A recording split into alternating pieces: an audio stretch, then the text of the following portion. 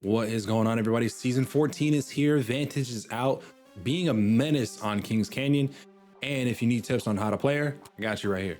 I even got some day one ranked gameplay for your viewing pleasure and some notes. Let's get into it. So number one, Vantage is a recon legend, if you see right here. Her passive is spotter's lens, meaning that if she ADSs or zooms in with a scope, she's able to tell how many people are in a particular team and what type of armors they're wearing. So if they're wearing triple reds, triple whites, blues, purples, any mixture of that. And if they're an actual full stack, duo, or a solo. So I got the sniper out and I want to generally see what I'm kind of dealing with. I know there's a big fight going on in front of me, and when I zoom in, it's going to give me some good information. Look and push. So right there, I see a Vantage. He's telling me that his team has 3 people and it's got 2 purples and a blue. If there's anything less than that, it would only say that it's only 2 shields, which means there's 2 people. And this one in particular, since it's spotting Vantage, this bigger emblem of the 3 is telling me that Vantage specifically has purple shields. It does not tell me how much, but it tells me that she at least has purple.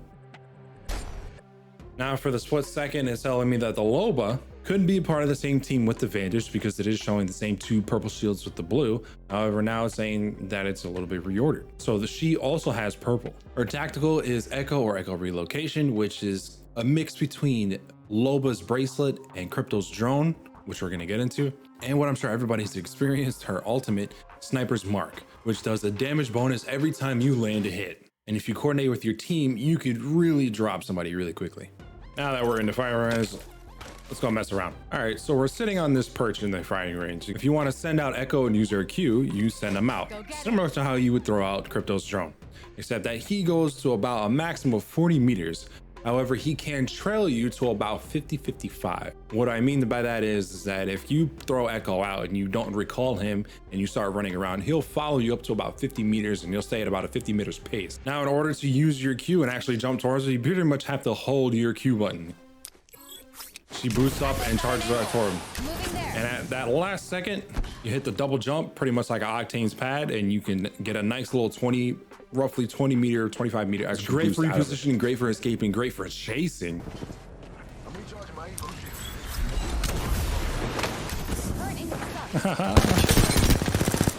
You ain't getting away from me. And there's also some exploits with that. Now, there is a caveat when it comes to using Echo's relocation. You do have to be within LOS or line of sight. What I mean by that is if there's a person building something that blocks your direct view of seeing Echo, you're not gonna be able to boost to him. It won't let me boost.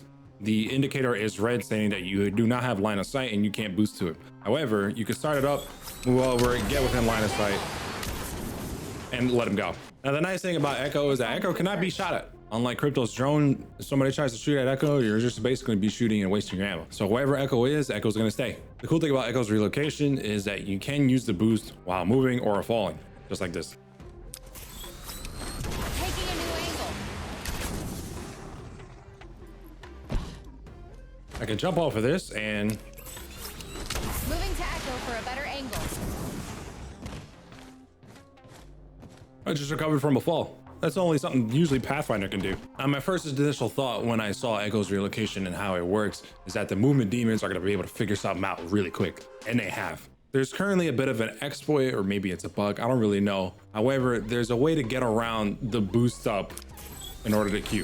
And what you can do is, and it only works if you have damage off, like, so you can put on a bat, put on a cell, or put on a syringe, is, what you have to do is you put on a bat, Recharging my shield. you hit the Q, and it does it automatically. There's no boost, there's no nothing. You can re-break the bat and you can keep on chugging.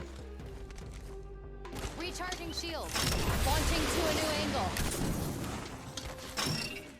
All right, now keep in mind, if you accidentally use your Q and you want to cancel it, there's no real button to cancel it. Now, what you could do is basically just lose your LOS.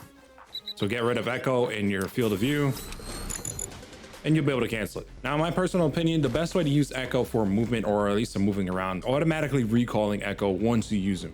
What I mean by that is that if you're running and you're running forward, you can throw him out and automatically Q. Moving to Echo for a better angle.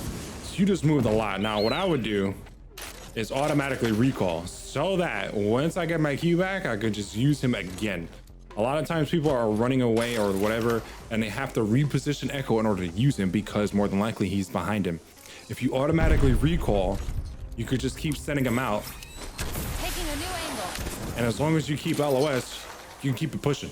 Now, if you're in the middle of a fight, sometimes it's not bad to early position Echo in case you got a knock or a shield break and you want to jump on it, which can be seen in this clip here.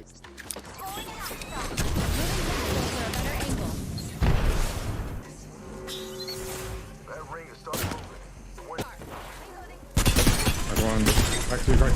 Definitely pushing off that.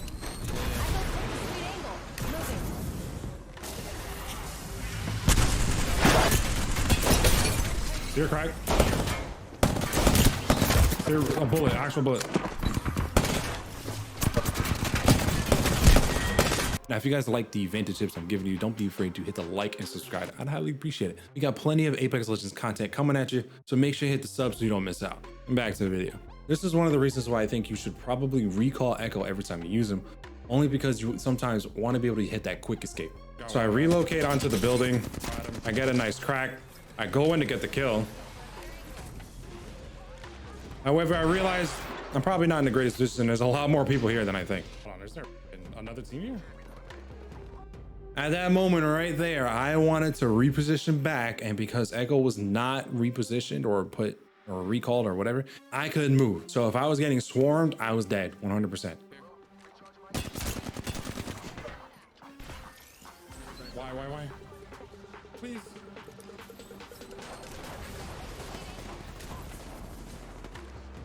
Also, sometimes in a pinch moment and you're a little bit desperate and you're really trying to run, if he's not positioned correctly, and as you can tell, I kind of lost LOS, I was still stuck. So that's why I think it's pretty important to keep recalling him. Now, when it comes to Sniper's Mark, her sniper allows you to shoot up to 5 times, and every one of those 5 times allows you to mark a particular enemy. As it charges up, as long as you have a tick highlighted, you're able to shoot at least 1 shot or as many ticks as illuminated.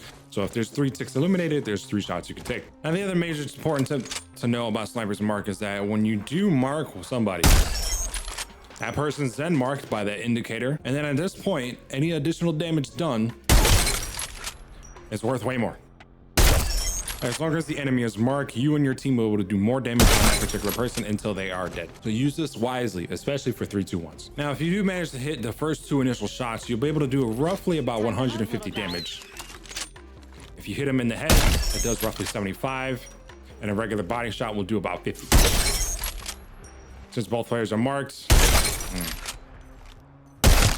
be able to do a higher amount of damage. All right, so if you've enjoyed these tips that I've given you, and hopefully this gives you a good little inside peek if you're having struggles trying to play with Vantage, leave a comment down below if I helped you out. I really appreciate it. Like I said before, and I'll say it again, make sure you hit that like and subscribe. I'd highly appreciate it. We're gonna be continuing on the ranked grind for Kings Canyon this split. It has been an interesting start so far. We're gonna see how the rest of the season plays out. All right, boys, I'll see you in the next one.